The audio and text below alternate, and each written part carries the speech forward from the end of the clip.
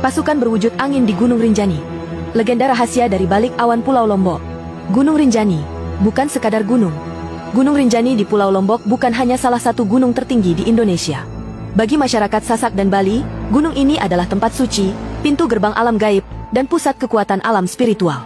Di balik kabut dan danau kawahnya yang sunyi, tersimpan kisah tentang pasukan tak kasat mata, makhluk gaib yang berwujud angin.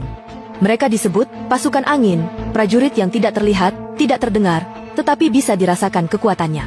Dan konon, mereka adalah penjaga Gunung Rinjani sejak zaman kerajaan purba, bahkan menjadi pelindung rahasia ketika kerajaan-kerajaan di Nusantara menghadapi ancaman besar. Asal-usul pasukan angin. Menurut cerita turun-temurun para tetua adat Sasak dan pemangku pura di sekitar Rinjani, pasukan ini pertama kali muncul pada masa kerajaan Selaparang, kerajaan besar yang menguasai wilayah Lombok Timur.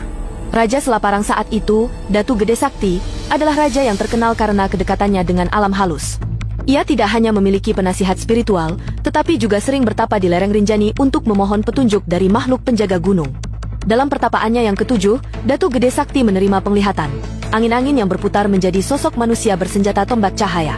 Mereka memperkenalkan diri sebagai pasukan bayangan angin, prajurit dari alam tak tampak, siap membela Rinjani dan tanah Lombok dari kekuatan gelap. Perang mistis di balik kabut. Dalam sejarah lisan masyarakat Lombok, tercatat sebuah peristiwa besar. Serangan gaib dari sekelompok dukun hitam dari tanah seberang yang ingin menguasai Rinjani dan memindahkan kekuatannya ke kerajaan mereka. Pada malam purnama, langit mendadak dipenuhi angin kencang yang berputar dari puncak Rinjani. Hutan gemetar, dan hewan-hewan berlari turun gunung.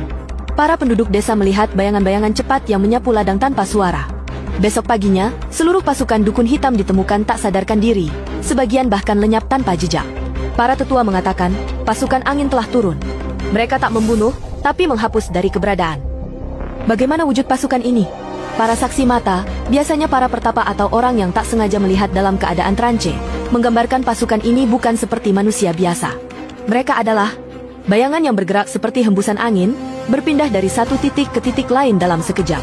Memegang tombak cahaya, senjata yang tidak bisa dilihat oleh manusia biasa. Memiliki mata bercahaya seperti bara api, meskipun tubuhnya nyaris transparan.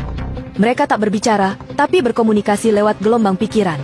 Dalam kondisi tertentu, mereka bisa memasuki tubuh manusia untuk memberi kekuatan luar biasa kepada petapa yang suci. Ajian pemanggil pasukan angin. Dalam naskah kuno yang dijaga oleh keturunan pemangku adat Rinjani, disebutkan bahwa hanya orang yang suci lahir batin, dengan puasa dan tapa brata panjang, yang bisa memanggil pasukan angin.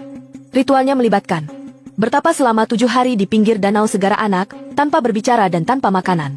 Membaca mantra, Manawa Bayu Suara, sebuah doa kuno dalam bahasa Sasak dan Sanskerta. Membakar dupa dari kayu khusus, kemean gunung, yang hanya tumbuh di lereng Rinjani bagian timur. Jika berhasil, maka angin tiba-tiba akan berputar membentuk lingkaran, dan suara gaib akan terdengar. Kami mendengar. Apa perintahmu, waris tanah tinggi? Raja yang pernah menggunakannya. Beberapa legenda menyebut bahwa raja-raja besar Nusantara seperti Raja Udayana dari Bali, bahkan Sultan Agung dari Mataram, pernah bersekutu dengan penguasa Rinjani untuk memohon bantuan pasukan angin. Dalam situasi genting, pasukan ini dikirim sebagai gelombang halus yang memecah strategi musuh, menyesatkan pasukan lawan, bahkan membuat kapal musuh hilang arah di laut. Namun, mereka hanya membantu jika yang meminta adalah pemimpin yang adil dan tidak haus kekuasaan. Jika tidak, pasukan angin akan menjadi bumerang yang menghancurkan pemanggilnya sendiri. Masihkah mereka ada? Beberapa pendaki dan spiritualis zaman modern mengaku merasakan kehadiran pasukan ini di malam tertentu di puncak Rinjani. Saat angin mendadak hening, dan udara terasa berat seperti diawasi, itulah pertanda mereka tengah berjaga. Konon, saat Rinjani dilukai oleh penambangan liar atau pembakaran hutan, pasukan ini turun untuk mengamuk, tidak dengan tangan, tetapi dengan badai, kabut tebal, dan gemuruh langit yang membuat manusia lumpuh ketakutan. Penutup, antara alam dan gaib. Pasukan angin di Gunung Rinjani bukan sekadar cerita rakyat. Ia adalah simbol dari keseimbangan antara manusia dan alam, serta peringatan bahwa tak semua kekuatan bisa dilihat oleh mata. Ketika manusia melupakan kesucian gunung, angin akan berbicara dalam bahasa yang hanya bisa dipahami oleh mereka yang berhati bersih. Dan di suatu malam, ketika dunia tertidur dalam kabut tebal, pasukan angin mungkin saja kembali turun untuk menegakkan keseimbangan yang telah diganggu.